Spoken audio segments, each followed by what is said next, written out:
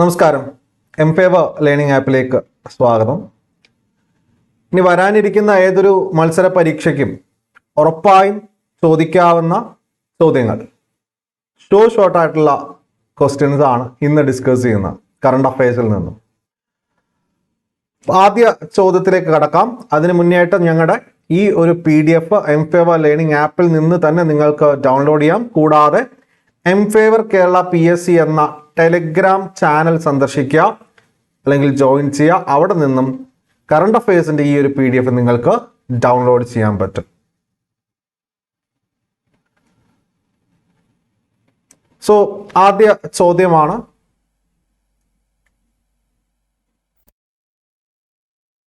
(2023) 5ാമത് ലോക കോഫി കോൺഫറൻസിന് ആതിഥേയത്വം വഹിച്ചത്? ഉത്തരം ബംഗളൂരു ആണ്.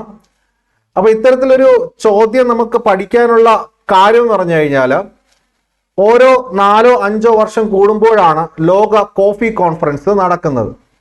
ഓക്കെ, സോ അവസാനമായിട്ട് നടന്നത് 2016 ആണ്. അന്നും PSC ചോദ്യമായിട്ട് വന്നിട്ടുണ്ട്. 2016 ആഫ്രിക്കൻ രാജ്യമായ എത്യോപ്യയിൽ വെച്ചിട്ടാണ് കോഫി കോൺഫറൻസ് നടന്നത്. ഓക്കെ, അത് PSC ചോദ്യമായിരുന്നു. അതുകൊണ്ടാണ് 2023 അതും നമ്മുടെ ഇന്ത്യയിൽ വെച്ച് നടക്കുമ്പോൾ സ്വാഭാവികമായിട്ടും ചോദ്യമാകും. ഇനി അടുത്ത ചോദ്യം നോക്കാം. മറ്റ് പിന്നാക്ക വിഭാഗങ്ങളുടെ ഉപവിഭാഗത്തെക്കുറിച്ച് റിപ്പോർട്ട് സമർപ്പിക്കുന്നതിനായി രൂപവൽക്കരിച്ച കമ്മീഷന്റെ അധ്യക്ഷ ജസ്റ്റിസ് ജി രോഹിണിയാണ് കേട്ടോ. ജി രോഹിണിയാണ്, പഴയ ജഡ്ജിയാണ്. അപ്പൊ ഇത് മറ്റ് പിന്നാക്ക വിഭാഗങ്ങൾ എന്ന് പറഞ്ഞാൽ എന്താണ്? Other backward classes. അവർക്കിടയിൽ തന്നെയുള്ള സബ് കാറ്റഗറിയെ കുറിച്ച് പഠിച്ച് കൃത്യമായി റിപ്പോർട്ട് സമർപ്പിക്കുന്നതിന് വേണ്ടിയിട്ട് രൂപവൽക്കരിച്ച കമ്മീഷന്റെ അധ്യക്ഷയാണ് ജി രോഹിണി എന്നുള്ളത് അറിഞ്ഞിരിക്കണം. വളരെ ഇമ്പോർട്ടൻ്റ് ആയിട്ടുള്ള ഒരു കാര്യമാണ്. അതുപോലെ തന്നെ നമ്മൾ കഴിഞ്ഞ കാലങ്ങളിലൊക്കെ കോൺസ്റ്റിറ്റ്യൂഷൻ പഠിക്കുന്നുണ്ട് അല്ലേ? 102ാമത് ഭരണഘടനാ ഭേദഗതി നിയമം 2018 പ്രകാരം ദേശീയ പിന്നാക്ക കമ്മീഷന് ഭരണഘടനാ പദവി ലഭിച്ചു എന്നുള്ളത് അല്ലെ. അപ്പൊ അതൊക്കെ നമുക്ക് കണക്ട് ചെയ്ത് ഈ ഒരു സാഹചര്യത്തിൽ ഓർത്ത് വയ്ക്കണം. പരീക്ഷയ്ക്ക് എങ്ങനെ വേണമെങ്കിലും ചോദ്യങ്ങൾ കടന്നു വരും. ഇനി 2023 കൊച്ചിയിൽ, നമ്മുടെ കൊച്ചിയിൽ ഡീകമ്മീഷൻ ചെയ്ത ഇന്ത്യൻ കോസ്റ്റ് ഗാർഡിന്റെ, ഇന്ത്യൻ കോസ്റ്റ് ഗാർഡ് എന്ന് പറഞ്ഞാൽ ICG അല്ലെ, ഇന്ത്യൻ കോസ്റ്റ് ഗാർഡിന്റെ കപ്പൽ ഏതാണെന്നുള്ളതാണ്. അത് ICGS സമർ എന്നുള്ളതാണ് കേട്ടോ. സമർ. ഇനി അതായത് അതിന്റെ പ്രവർത്തനം സ്റ്റോപ്പ് ചെയ്തു. ഇനി ഇന്ത്യയിലെ ആദ്യത്തെ ലാവൻഡർ ഫാം, ലാവൻഡർ ഒരു തരം ചെടിയാണ്, എല്ലാവർക്കും അറിയാം അല്ലെ. സോ ഇന്ത്യയിലെ ആദ്യത്തെ ലാവൻഡർ ഫാം സ്ഥിതി ചെയ്യുന്നത് ജമ്മു കാശ്മീരിലാണ്. ഇനി ഏറ്റവും പ്രധാനപ്പെട്ട ചോദ്യമാണ്, PSC ചോദ്യമായിട്ട് വന്നിരിക്കും, ഏതെങ്കിലും ഒരു പരീക്ഷയ്ക്ക് ഈ വർഷം തന്നെ വന്നിരിക്കും. എന്താണ്? അന്താരാഷ്ട്ര ക്രിക്കറ്റിൽ ടൈം ഔട്ടിൽ പുറത്തായ ശ്രീലങ്കൻ താരം.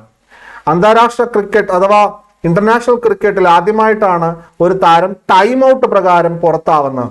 നമുക്കറിയാം, ബോൾഡ് ആവാറുണ്ട്, LBW അല്ലെങ്കിൽ ക്യാച്ച് അല്ലെങ്കിൽ സ്റ്റെമ്പിങ്, ഇതൊക്കെയാണ് സാധാരണ, അല്ലെങ്കിൽ ഹിറ്റ് വിക്കറ്റ്, ഇതൊക്കെയാണ് സാധാരണ രീതിയിൽ ഔട്ടാവുന്ന രീതികൾ എന്ന് പറയുന്നത്. എന്നാൽ ആദ്യമായിട്ട് അന്താരാഷ്ട്ര ക്രിക്കറ്റിൽ ഒരു താരം ടൈം ഔട്ട് ആയതിനെ തുടർന്ന് പുറത്താക്കപ്പെട്ടു.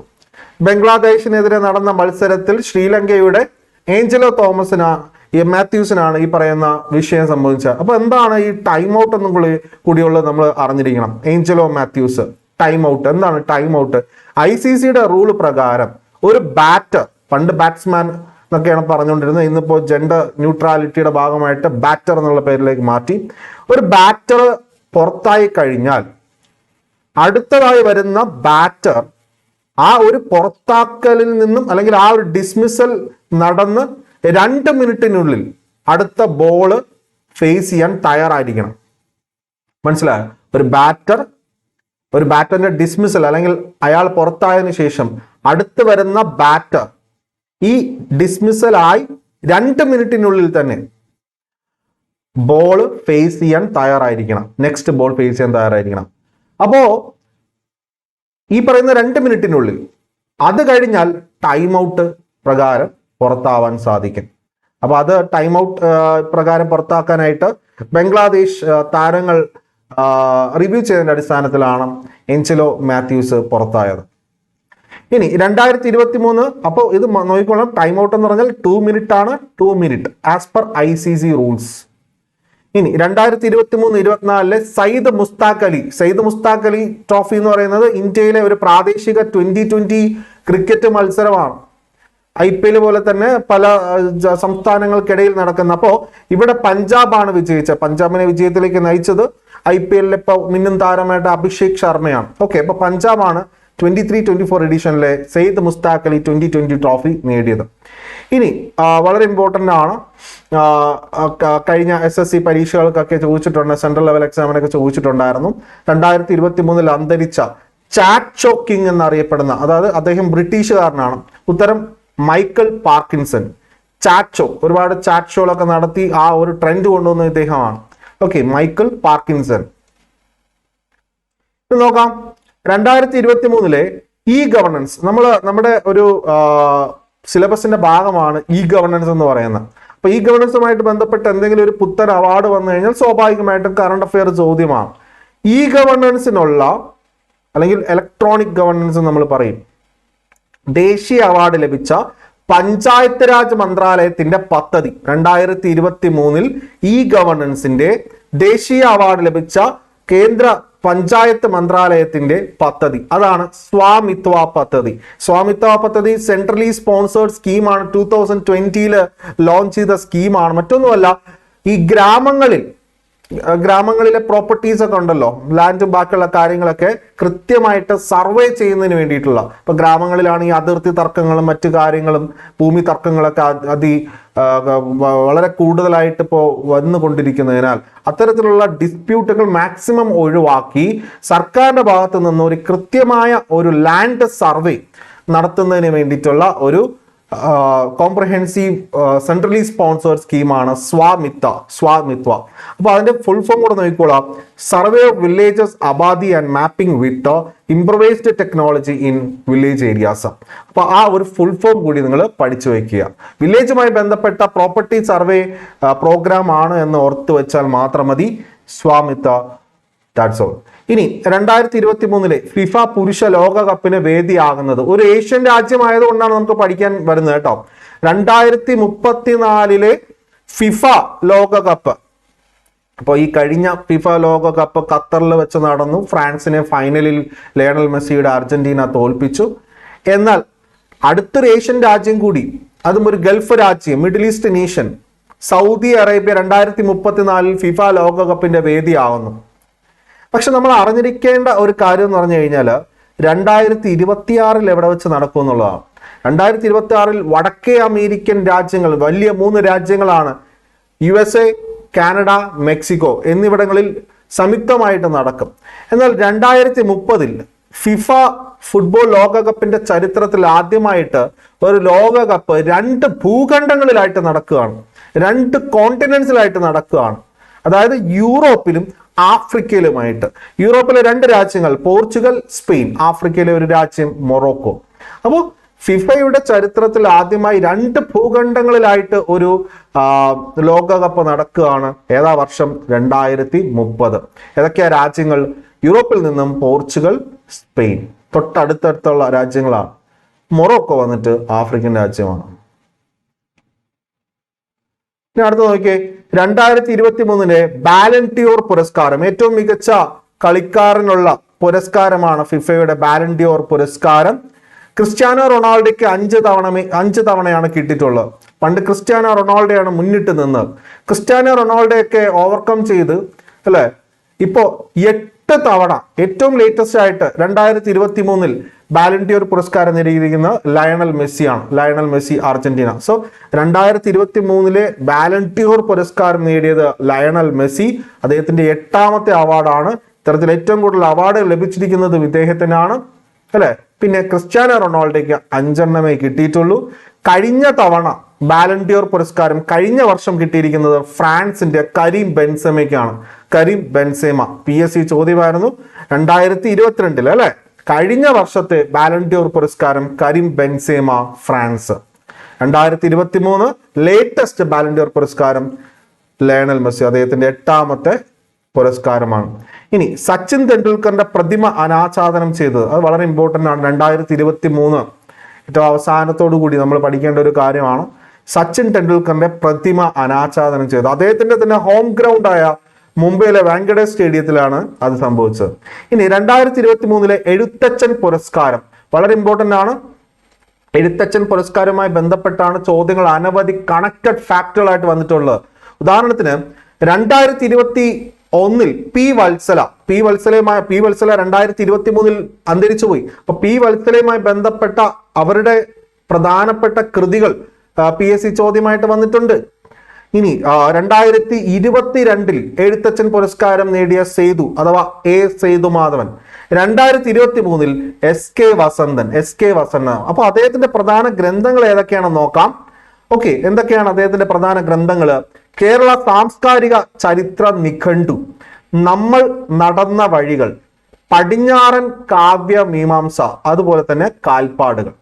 അപ്പോൾ ഇതെല്ലാം ഒരു ഇതാണ് അല്ലെ, ഒരു ദിശയും അതുപോലെ തന്നെ പാതയുമായിട്ട് ചേർന്ന് വരുന്ന കാര്യങ്ങളാണ്. എന്താണ് നമ്മൾ നടന്ന വഴി പടിഞ്ഞാറ് അല്ലെ, നടക്കുന്ന വഴികളിലൂടെ കാൽപ്പാടുകൾ, അങ്ങനെയൊക്കെ ചിന്തിച്ചു വെക്കുക. ഉത്തരം നമുക്ക് ഈസി ആയിട്ട് ഓപ്ഷൻ കാണുമ്പോൾ കൊടുക്കാൻ സാധിക്കും കേട്ടോ. ഇനി അടുത്തൊരു കാര്യം നോക്കാം. സാഹിത്യ രംഗത്തെ സമഗ്ര സംഭാവനയ്ക്കുള്ള 2023 കേരള ജ്യോതി പുരസ്കാരം നേടിയത്, അത് വളരെ ഇമ്പോർട്ടൻ്റ് ആണ്. ടി പത്മനാഭനുമായി ബന്ധപ്പെട്ട് സാഹിത്യ രംഗത്ത് ടി പത്മനാഭൻ ഏതെങ്കിലും ഒരു പുതിയ അവാർഡ് വന്നാൽ ഉറപ്പായിട്ടും PSC ചോദ്യമാണ്. അപ്പൊ അദ്ദേഹത്തിന് 2023 കേരള ജ്യോതി പുരസ്കാരം ലഭിച്ചു. സാഹിത്യ രംഗത്തെ സമഗ്ര സംഭാവനയുമായി ബന്ധപ്പെട്ടാണ്. ഓക്കെ,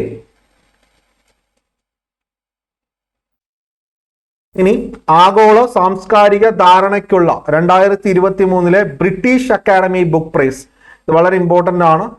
സോ നമുക്ക് ബുക്ക് പ്രൈസ് ഒക്കെ നമ്മൾ പഠിക്കുന്നുണ്ട് എങ്കിൽ കൂടിയിട്ടും ബ്രിട്ടീഷ് അക്കാഡമി ബുക്ക് പ്രൈസിനെ കുറിച്ച് നിങ്ങൾ കേട്ടിട്ടുണ്ടോ? സെപ്പറേറ്റ് ആണ്. നമ്മൾ സാധാരണ രീതിയിൽ മാൻ ബുക്ക് പ്രൈസ് അഥവാ ഇന്റർനാഷണൽ ബുക്ക് പ്രൈസ് എന്നൊക്കെ പറഞ്ഞ് നമ്മൾ പഠിക്കുന്നുണ്ട്. എന്നാൽ ഇത് നമ്മൾ പഠിക്കുന്നത് ബ്രിട്ടീഷ് അക്കാഡമി ബുക്ക് പ്രൈസ് 2023 ലഭിച്ചിരിക്കുന്നത് എന്താണ്? നന്ദിനി ദാസിനാണ്. നന്ദിനി ദാസിന്റെ പുസ്തകം കോർട്ടിംഗ് ഇന്ത്യ. ഇനി ആദ്യമായിട്ട് നമ്മുടെ ലോകത്ത് 2023 അത് സംഭവിച്ചത്. അതായത് AI സേഫ്റ്റി സമ്മിറ്റ്, അതായത് ആർട്ടിഫിഷ്യൽ ഇന്റലിജൻസ് സുരക്ഷാ ഉച്ചകോടി നടന്നു 2023. എവിടെ വെച്ചാ? UK. ഇത് PSC ചോദ്യമായിട്ട് വന്നിട്ടുണ്ട്, പല പരീക്ഷകളിലും ചോദിച്ചിട്ടുമുണ്ട്.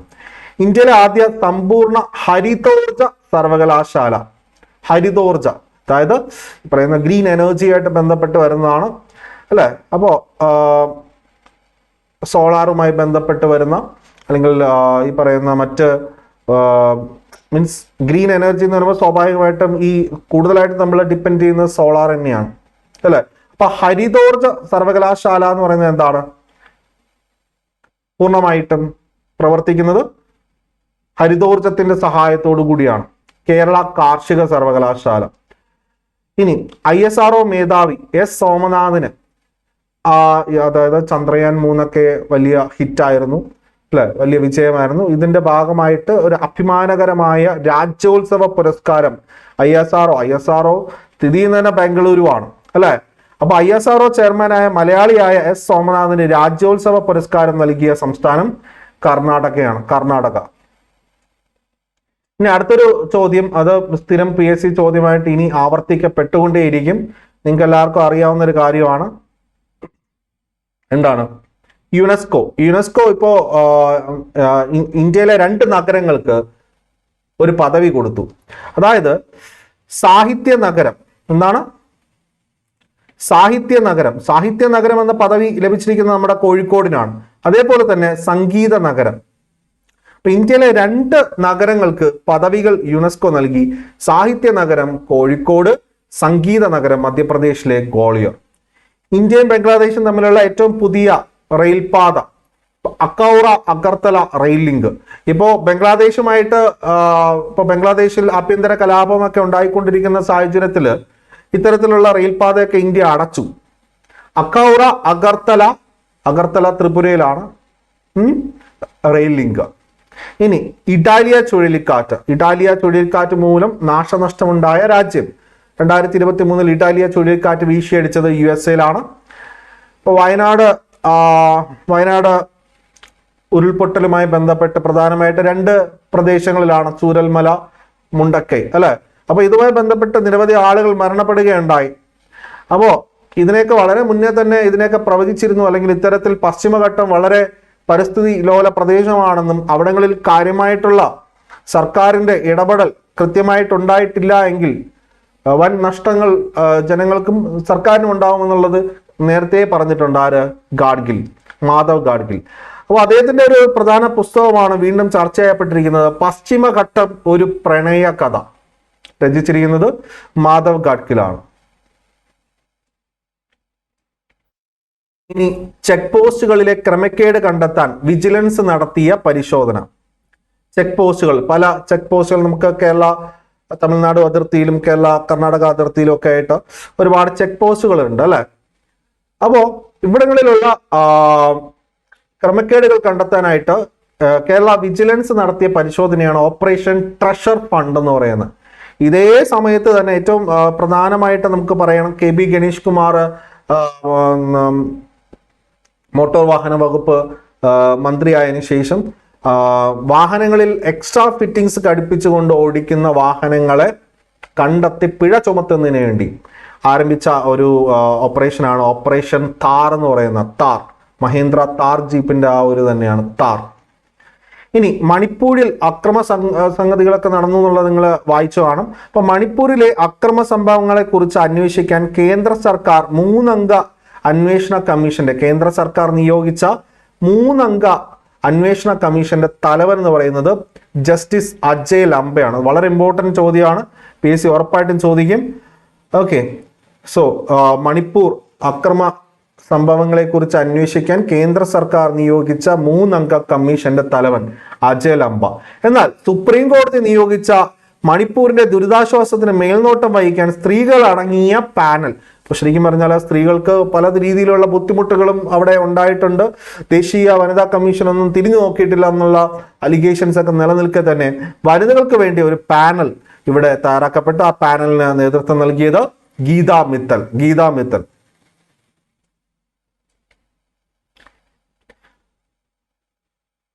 ആദിവാസി ഗ്രാമങ്ങളെ പ്രധാന റോഡുകളായി ബന്ധിപ്പിക്കുന്നതിന് ഭഗവാൻ ബിർസ മുണ്ട ജോതരസ്തി, ബിർസ മുണ്ട പഴയ ട്രൈബൽ നേതാവാണ്. അപ്പോൾ ഇത്തരത്തിൽ മഹാരാഷ്ട്രയിലാണ് ഈ പറയുന്ന ആദിവാസി ഗ്രാമങ്ങളെ പ്രധാന റോഡുകളുമായിട്ട് ലിങ്ക് ചെയ്യുന്ന ഒരു പദ്ധതിയാണ് ഭഗവാൻ ബിർസ മുണ്ടെ ജോതരസ്തി, മഹാരാഷ്ട്ര. ഇനി ഏറ്റവും പ്രധാനമാണ് 2024 ഏപ്രിൽ 1 മുതൽ നിലവിൽ വന്നിരിക്കുന്ന മഹാത്മാഗാന്ധി തൊഴിലുറപ്പ് പദ്ധതിയുടെ ഭാഗമായിട്ടുള്ള ദിവസവേതനത്തിന്റെ കണക്ക്. സ്ഥിരം PSC ചോദ്യമാണ്. ഇത് പ്രകാരം കേരളത്തിൽ ഒരു ദിവസ വേതനം എന്ന് പറയുന്നത് മുന്നേ 333 രൂപയായിരുന്നു കേട്ടോ. കഴിഞ്ഞ വർഷം 333 രൂപയായിരുന്നു 2023. അത് 13 രൂപ കൂടി ഇപ്പോൾ 2024 ഏപ്രിൽ 1 മുതൽ 346 രൂപയാണ്. ഏറ്റവും കൂടുതൽ നൽകുന്നത് ദിവസവേതനം, ഏറ്റവും കൂടുതൽ ഡെയിലി വേജ് ഏറ്റവും കൂടുതൽ നൽകുന്നത് ഹരിയാനയിലാണ്, 374 രൂപ. ഏറ്റവും കുറവ് അരുണാചലിലും നാഗാലാൻഡിലുമാണ്, 234 രൂപ. വളരെ കുറവാണ് അരുണാചലിലും നാഗാലാൻഡിലും. അപ്പൊ കേരളത്തിൽ എത്ര? ഏറ്റവും കൂടുതൽ ഹരിയാനയിൽ എത്ര, ഏറ്റവും കുറവ് അരുണാചൽ നാഗാലാൻഡ് എത്ര എന്നുള്ളത് കൃത്യമായിട്ട് പഠിച്ചു വെക്കണം. ഇനി ഇന്ത്യയിലെ ആദ്യത്തെ 3D പ്രിന്റഡ് പോസ്റ്റ് ഓഫീസ് സ്ഥിതി ചെയ്യുന്നത്, 3D പ്രിന്റഡ് പോസ്റ്റ് ഓഫീസ് ഗൂഗിളൊക്കെ അടിച്ചു നോക്കിയാൽ ആ പോസ്റ്റ് ഓഫീസിന്റെ ഫോട്ടോ ഉൾപ്പെടെ കിട്ടും. ബാംഗ്ലൂരു ആണ് കേട്ടോ, ബാംഗ്ലൂരു. ഇനി അടുത്തതായിട്ട് 2023 അന്തരിച്ച ഇന്ത്യയിലെ പ്രശസ്ത ആണവ ഭൗതിക ശാസ്ത്രജ്ഞൻ. ഒരുപാട് ഇന്ത്യയുടെ ആണവ പദ്ധതി മറ്റ് കാര്യങ്ങളിലൊക്കെ റിസർച്ചിനൊക്കെ ഭയങ്കരമായിട്ട് നേതൃത്വം നൽകിയൊരു വ്യക്തിയാണ് 2023 അന്തരിച്ചു പോയത്, ബികാഷ് സിൻഹ. ഇനി അഡോബിന്റെ സ്ഥാപകൻ. ഓക്കെ, ഇപ്പോൾ അഡോബ് എന്ന് പറയുന്നത് ഒരു അമേരിക്കൻ സോഫ്റ്റ്വെയർ കമ്പനിയാണ്. അഡോബ് എന്ന് പറയുന്നത് അഡോബ് ആക്രോബാറ്റ്, അഡോബ് PDF ഒക്കെ നമ്മൾ ഓപ്പൺ ചെയ്ത അഡോബിലാണ്. അപ്പൊ അഡോബിന്റെ സ്ഥാപകൻ 2023 അന്തരിച്ചു, ജോൺ വാർനോക്ക്. എന്താണ്? John Warnock. ഇനി പൗരന്മാർക്കിടയിൽ ദേശസ്നേഹം വളർത്തുന്നതിനായി ഹർ ഘർ തിരങ്ക ക്യാമ്പയിന് നേതൃത്വം നൽകിയ കേന്ദ്ര മന്ത്രാലയം ഏത് ചോദിച്ചാൽ കേന്ദ്ര സാംസ്കാരിക മന്ത്രാലയം. ഇനി അതുപോലെ തന്നെ ഇന്ത്യയിൽ തന്നെ തദ്ദേശീയമായി നിർമ്മിച്ച ദീർഘദൂര അഥവാ ലോങ് റേഞ്ച് റിവോൾവർ, വളരെ ഇമ്പോർട്ടൻ്റ് ആണ്. പ്രബൽ. സോ ഇന്ത്യയിലെ പുതിയ ആംസുമായിട്ട് ബന്ധപ്പെട്ട് അത് ഇന്ത്യ തദ്ദേശീയമായിട്ട് നിർമ്മിച്ചിരിക്കുന്ന ഒരു ലോങ് റേഞ്ച് റിവോൾവർ ആണ് പ്രബൽ എന്ന് പറയുന്ന പ്രബൽ. അത് ഓർത്തിരിക്കണം, PSC ചോദ്യമാണ്. ഇനി കേരളത്തിലെ എല്ലാ വാർഡുകളിലും ലൈബ്രറികൾ സ്ഥാപിച്ച ആദ്യ മുനിസിപ്പാലിറ്റി കണ്ണൂർ പയ്യന്നൂരാണ് കേട്ടോ. പയ്യന്നൂർ മുനിസിപ്പാലിറ്റിയാണ് എല്ലാ വാർഡുകളിലും ഈ പറയുന്ന ലൈബ്രറികൾ സ്ഥാപിച്ചു. ഇനി G20 ഉച്ചകോടിയാണ് 2023 നടന്നത്. G20യുടെ 18ാമത് എഡിഷൻ ആണ് അല്ലെ. അപ്പൊ അത് ഇന്ത്യയിലാണ് നടന്നത്. പല ഡിസ്കഷൻസും ഉണ്ടായി. അതിന്റെ ഭാഗമായിട്ട് കേരളത്തിന്റെ കുമരകമൊക്കെ ഒരു വൺ ഓഫ് ദി വെന്യൂസ് ആയിരുന്നു. എന്നാൽ പ്രധാന വേദി എന്ന് പറയുന്നത് ന്യൂഡൽഹിയിലെ ഭാരത് മണ്ഡപമാണ് പ്രധാന വേദി. അപ്പൊ 2023 18ാമത് ബ്രിക്സ് G20 സമ്മിറ്റ് ഇന്ത്യ ഉൾപ്പെടെ അല്ലെ, ഏഷ്യൻ രാജ്യമായ ഇന്ത്യ, സൗത്ത് കൊറിയ അവരുൾപ്പെടെയുള്ള ഒരു ഗ്രൂപ്പാണ്. USA, വലിയ മറ്റു രാജ്യങ്ങൾ, ബ്രിട്ടൻ, ജർമ്മനി എല്ലാം വരുന്നുണ്ട്. സോ ഇവരുൾപ്പെടുന്ന ഗ്രൂപ്പിംഗ് 20 അഥവാ G20 സമ്മിറ്റ് 2023 നടന്നത് എത്രാമത്തെ എഡിഷൻ ആയിരുന്നു? 18ാമത് എഡിഷൻ. അതുകൊണ്ട് തന്നെ 18ാമത് ബ്രിക്സ് ഉച്ചകോടി നടന്നത് എവിടെയെന്ന് ചോദിച്ചാൽ സംശയമില്ലാതെ ഉത്തരം കൊടുക്കണം. അതിനു വേണ്ടിയിട്ടാണ് 2023 18ാമത് എന്നുള്ള രീതിയിൽ കൊടുത്തിരിക്കുന്നത്. പ്രധാന വേദി ഭാരത് മണ്ഡപം, ന്യൂഡൽഹി. ഓക്കെ. എന്നാൽ 2024 G20 ഉച്ചകോടി എവിടെയാണ് നടക്കുന്നത് നോക്കാം. ബ്രസീലാണ്. 2025 ഈ പറയുന്ന രീതിയിൽ സൗത്ത് ആഫ്രിക്കയാണ്. നോക്കാം. ഓക്കെ. G20 അല്ല, ഇത് ബ്രിക്സ് ആണ് കേട്ടോ. ഓക്കെ. സോ അത് നോക്കിക്കൊള്ളണം. ഇനി അടുത്തതായിട്ട് നമുക്ക് നോക്കേണ്ട കാര്യം എന്ന് വെച്ച് കഴിഞ്ഞാൽ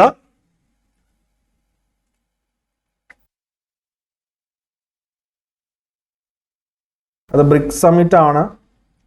ഓക്കെ, ജസ്റ്റ് ഒന്ന് നോക്കിക്കൊള്ളണം.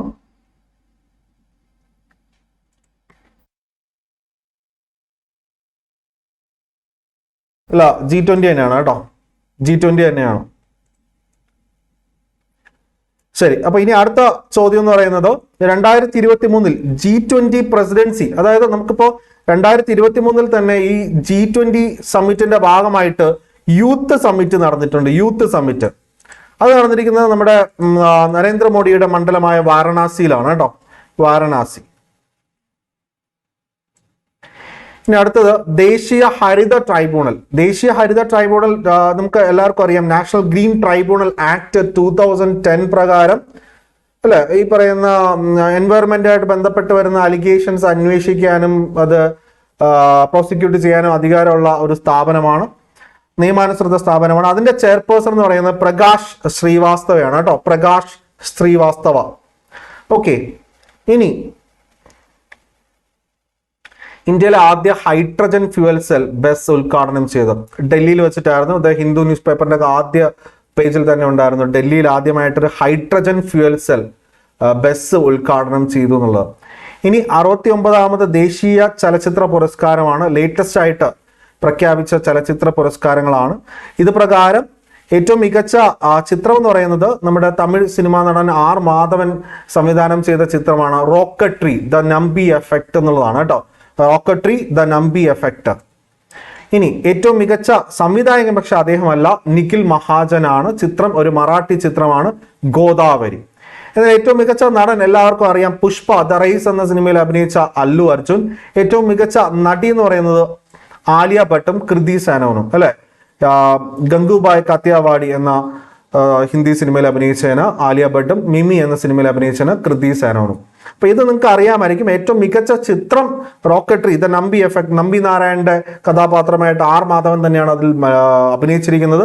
അദ്ദേഹം തന്നെയാണ് സംവിധാനം ചെയ്തിരിക്കുന്നത്. ഏറ്റവും മികച്ച ചിത്രം എന്ന് പറയുന്നത് റോക്കട്രി ദ നമ്പി എഫക്ട്. എന്നാൽ ഏറ്റവും മികച്ച സംവിധായകൻ നിഖിൽ മഹാജനാണ്. ചിത്രം ഗോദാവരി മറാത്തി ചിത്രമാണ്. അല്ലു അർജുൻ പുഷ്പ ദ റൈസ് തെലുങ്കു സിനിമ ഏറ്റവും മികച്ച നടനായിട്ട് വന്നു. ആലിയ ഭട്ട്, കൃതി സേനോൻ മികച്ച നടിമാരാണ്. ഇനി 69ാമത് ദേശീയ ചലച്ചിത്ര പുരസ്കാരങ്ങളിൽ ദേശീയോദ്ഗ്രഥനത്തെ കുറിച്ചെന്ന് പറഞ്ഞാൽ നാഷണൽ ഇന്റഗ്രേഷനുമായി ബന്ധപ്പെട്ടാണ്. ഓക്കെ. അപ്പോൾ കുറിച്ചുള്ള മികച്ച ഫീച്ചർ ചിത്രത്തിനുള്ള നർഗീസ് ദത്ത് പുരസ്കാരം ലഭിച്ചിരിക്കുന്ന കാശ്മീർ ഫയൽസ് എന്ന് പറയുന്ന സിനിമയാണ്. അത് സംവിധാനം ചെയ്തിരിക്കുന്നത് വിവേക് അഗ്നിഹോത്രി. കാശ്മീർ ഫയൽസ് കശ്മീരി പണ്ഡിറ്റുകളുടെ പലായനവുമായി ബന്ധപ്പെട്ട് വരുന്ന ഒരു സിനിമയാണ്. ഇപ്പോൾ നാഷണൽ ഇന്റഗ്രേഷനുമായി ബന്ധപ്പെട്ട് നർഗീസ് ദത്ത് പുരസ്കാരം ലഭിച്ചു. എന്നാൽ നവാഗത ചിത്രത്തിനുള്ള ഇന്ദിരാഗാന്ധി പുരസ്കാരം നേടിയ മലയാളി എന്ന് പറയുന്നത് വിഷ്ണു മോഹനാണ്. അതായത് മെപ്പഡിയാൻ എന്ന ചിത്രം സംവിധാനം ചെയ്തിരിക്കുന്ന വിഷ്ണു മോഹനാണ്. നിർമ്മാണം ചെയ്തിരിക്കുന്നത് ഉണ്ണി മുകുന്ദനാണ് അല്ലെ. അപ്പോൾ നവാഗത ചിത്രത്തിനുള്ള ഇന്ദിരാഗാന്ധി അവാർഡ് നേടിയ മലയാളി വിഷ്ണു മോഹൻ. ഇനി മികച്ച മലയാള ചിത്രമായിട്ട് തിരഞ്ഞെടുക്കപ്പെട്ടത് ഈ ഒരു ഘട്ടത്തിൽ ഹോമാണ്. ഹോം സംവിധാനം ചെയ്തിരിക്കുന്നത് റോജിൻ പി തോമസ് ആണ്. റോജിൻ പി തോമസ് ഹോം എന്ന ചിത്രത്തിൽ അഭിനയിച്ചതിന് ഇന്ദ്രൻസിന് പ്രത്യേക പരാമർശവും ജൂറിയുടെ ഭാഗത്തു നിന്ന് ഉണ്ടായിട്ടുണ്ട്. അതും കൂടെ ഓർത്തു വയ്ക്കാം. ഇനി മറ്റൊരു 2 മലയാള ചിത്രങ്ങൾ പരിസ്ഥിതിയുമായിട്ട് ബന്ധപ്പെട്ട് 2 ചിത്രങ്ങൾക്ക് അവാർഡ് ലഭിച്ചു. ഒന്ന് ഫീച്ചർ വിഭാഗത്തിലും ഒന്ന് നോൺ ഫീച്ചർ വിഭാഗത്തിലും. ഓക്കെ, അതായത് 69ാമത് ദേശീയ ചലച്ചിത്ര പുരസ്കാരങ്ങളിൽ മികച്ച പരിസ്ഥിതി ചിത്രമായിട്ട് തിരഞ്ഞെടുക്കപ്പെട്ടത് ആവാസ വ്യൂഹമാണ്. എന്നാൽ നോൺ ഫിക്ഷൻ വിഭാഗത്തിൽ മറ്റൊരു മലയാള ചിത്രമാണ് മൂന്നാം വളവ്. ഓക്കെ, ഇനി അടുത്തൊരു ചോദ്യമാണ്. ഇന്ത്യയുടെ ആദ്യ ആർട്ടിഫിഷ്യൽ ഇന്റലിജൻസ് സ്കൂൾ അഥവാ AI സ്കൂൾ സ്ഥിതി ചെയ്യുന്നത് അത് തിരുവനന്തപുരത്താണ്. ഇന്ത്യയിലെ തന്നെ, കേരളത്തിലെ നല്ല ഇന്ത്യയിലെ തന്നെ ആദ്യത്തെ ആർട്ടിഫിഷ്യൽ ഇന്റലിജൻസ് സ്കൂളാണ്. ഇനി 2022 മികച്ച നാഷണൽ സ്മാർട്ട് സിറ്റി അവാർഡ് വളരെ ഇമ്പോർട്ടൻ്റ് ആണ്. ഇൻഡോറുമായിട്ട് ബന്ധപ്പെട്ട് ചോദിക്കുന്ന ചോദ്യങ്ങളാണ്. ഈ കഴിഞ്ഞ ഇലക്ഷൻ ആയാലും ഇൻഡോറിൽ ഏറ്റവും കൂടുതൽ, അതായത് ഒരു ലോക്സഭാ മണ്ഡലത്തിൽ ഏറ്റവും കൂടുതൽ നോട്ട വോട്ടുകൾ ലഭിക്കുന്നത് ഇൻഡോറിലാണ്. ഇതേ മധ്യപ്രദേശിലെ ഇൻഡോറിനാണ് നാഷണൽ സ്മാർട്ട് സിറ്റി അവാർഡ് 2022 ലഭിച്ചിരിക്കുന്നത്. ഇനി 2023 ലോക അത്ലറ്റിക് ചാമ്പ്യൻഷിപ്പ് ഹംഗറിയിലെ ബുഡാപെസ്റ്റിൽ വെച്ച് നടന്നു. അപ്പോൾ ഹംഗറി ഒരു യൂറോപ്യൻ രാജ്യമാണ്. ഈ 2023 നടന്ന ലോക അത്ലറ്റിക് ചാമ്പ്യൻഷിപ്പിൽ ചോദിക്കാവുന്ന ചോദ്യം ഇതേ ഉള്ളൂ. ഇന്ത്യക്കായിട്ട് ഏക മെഡൽ നേടിയ താരം, അതും സ്വർണ്ണ മെഡൽ, ജാവലിൻ ത്രോയിൽ നീരജ് ചോപ്രയാണ് അല്ലെ. 88.17 മീറ്റർ ആണ് അദ്ദേഹം എറിഞ്ഞത്. ഇപ്പോൾ പാരീസ് ഒളിമ്പിക്സിൽ നീരജ് ചോപ്രയ്ക്ക് വെള്ളി മെഡലാണ് നേടാൻ സാധിച്ചത്. സ്വർണ്ണ മെഡൽ നേടിയത് പാകിസ്ഥാന്റെ അർഷദ് നദീമാണ്. അപ്പോൾ അതൊന്ന് ഓർത്തിരിക്കുക. 2023 ലോക അത്ലറ്റിക് ചാമ്പ്യൻഷിപ്പിൽ ഇന്ത്യയുടെ സ്ഥാനം 18ാമത്തെ സ്ഥാനം. ഒരു സ്വർണ്ണം ഉള്ളതുകൊണ്ട് മാത്രമാണ് 18ൽ വന്നത്. ഓക്കെ, 1ാം സ്ഥാനം വന്നത് USA ആണ്. ഇനി 2025 വേൾഡ് അത്ലറ്റിക് ചാമ്പ്യൻഷിപ്പിന്റെ വേദി ടോക്കിയോ ജപ്പാൻ, 2027 ബെയ്ജിംഗ് ചൈന.